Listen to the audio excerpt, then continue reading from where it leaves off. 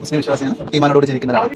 ഞാൻ മുസ്ലിം വിശ്വസിക്കുന്നു, അങ്ങനെ ജീവിക്കാനും മരിക്കാനും ആഗ്രഹിക്കുന്ന ആളായതുകൊണ്ട് നല്ലത് പറയുന്ന ആൾക്കാർ അംഗീകരിക്കുകയും ഖുർആൻ വിശ്വസിക്കുകയും ചെയ്യുന്ന ഒരാളാണ്. വിശുദ്ധ ഖുർആനിനെ വിശ്വസിക്കുന്നുവെന്ന് നാദിറ പറഞ്ഞു വെക്കുമ്പോൾ ആ വിശുദ്ധ ഖുർആൻ ഈ ട്രാൻസ് വുമനെക്കുറിച്ചും ഇത്തരം ട്രാൻസ്ജെൻഡറുകളെക്കുറിച്ചും എന്താണ് വ്യക്തമായി പറഞ്ഞതെന്നുകൂടി മനസ്സിലാക്കേണ്ടിയിരിക്കുന്നു. ഈ പറയുന്ന വ്യക്തി വിശുദ്ധ ഖുർആനിൽ വിശ്വസിക്കുന്ന ഒരു വ്യക്തിയായിരുന്നുവെങ്കിൽ ഒരിക്കലും ഇത്തരത്തിൽ ഒരു ട്രാൻസ് വുമനായി മാറുകയില്ല. നോക്കൂ, ഇബ്നു അബ്ബാസ് റളിയല്ലാഹു അൻഹു നിവേദനം ചെയ്യുന്ന ഒരു ഹദീസിൽ കാണാം, നബി സല്ലല്ലാഹു അലൈഹി വസല്ലം തങ്ങൾ പറയുന്നു, സ്ത്രീകളെപ്പോലെ വേഷം കിട്ടുന്ന പുരുഷന്മാരെയും പുരുഷന്മാരെ പോലെ വേഷം കിട്ടുന്ന സ്ത്രീകളെയും അള്ളാഹുവിന്റെ റസൂൽ ശപിച്ചിരിക്കുന്നു. നോക്കൂ, ലിംഗമാറ്റ ശസ്ത്രക്രിയകൾ ചെയ്തുകൊണ്ട് ഒരാണ് പെണ്ണായി മാറുന്നതിനെക്കുറിച്ചും ഒരു പെണ്ണ് ആണായി മാറുന്നതിനെക്കുറിച്ചും ഇസ്ലാം എന്താണ് പറയുന്നത്? ശാരീരികമായ വൈകല്യങ്ങൾ ചികിത്സിക്കുന്നതിനല്ലാതെ വേഷം കിട്ടുന്നതിന്റെ ഭാഗമായോ അല്ലെങ്കിൽ എതിർലിംഗമായി മാറണമെന്ന താല്പര്യത്താലോ ഉള്ള ലിംഗമാറ്റ ശസ്ത്രക്രിയകളും ഇസ്ലാമിൽ നിഷിദ്ധമാണ്. ചുരുക്കത്തിൽ പുരുഷന്മാർ അവരുടെ പൗരുഷവും സ്ത്രീകൾ അവരുടെ സ്ത്രീത്വവും വസ്ത്രധാരണത്തിലും പെരുമാറ്റത്തിലും കാത്തുസൂക്ഷിക്കണമെന്നുള്ളതാണ്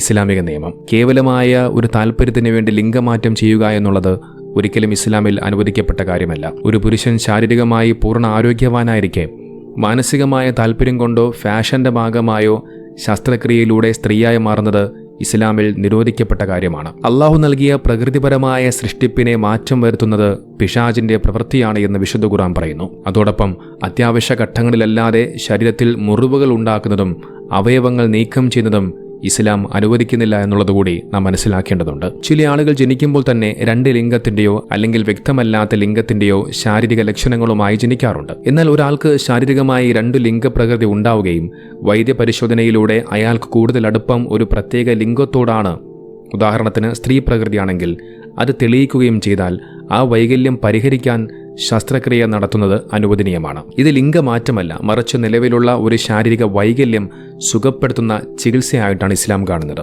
മാനസികമായ തോന്നലുകൾക്കോ താല്പര്യങ്ങൾക്കോ അനുസരിച്ചുകൊണ്ട് ഒരാളുടെ ലിംഗം മാറുന്നില്ല.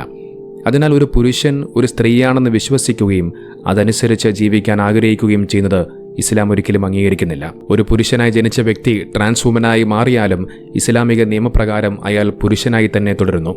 വിവാഹം, സ്വത്തവകാശം, മയ്യിത്ത് സംസ്കാരം തുടങ്ങിയ കാര്യങ്ങളിലെല്ലാം പുരുഷന്മാർക്കുള്ള നിയമങ്ങളാണ് ബാധകം. അത്തരം ആളുകളെ തള്ളിക്കളയണമെന്നോ മാറ്റി നിർത്തണമോ എന്നൊരിക്കലും ഇസ്ലാം പറയുന്നില്ല. നേരെ മറിച്ച് അവരോട് കരുണ കാണിക്കണമെന്നും അവരെ ശരിയായ പൗരുഷത്തിലേക്ക് തിരികെ കൊണ്ടുവരാൻ കൗൺസിലിംഗും ചികിത്സയും നൽകണമെന്നുമാണ് ഇസ്ലാമിക പണ്ഡിതന്മാരുടെ അഭിപ്രായം. ചുരുക്കത്തിൽ പറഞ്ഞാൽ, ഖുർആനിൽ വിശ്വസിക്കുന്ന ഒരു വ്യക്തിക്ക് ആ ഖുർആൻ പറഞ്ഞ കാര്യങ്ങൾ വെച്ച് നോക്കുമ്പോൾ ഒരു പുരുഷന് ഒരു ട്രാൻസ് വുമനായി, നേരെ തിരിച്ച് ഒരു സ്ത്രീക്ക് ഒരു ട്രാൻസ് മെന്നായി ഒരിക്കലും മാറാൻ കഴിയില്ല.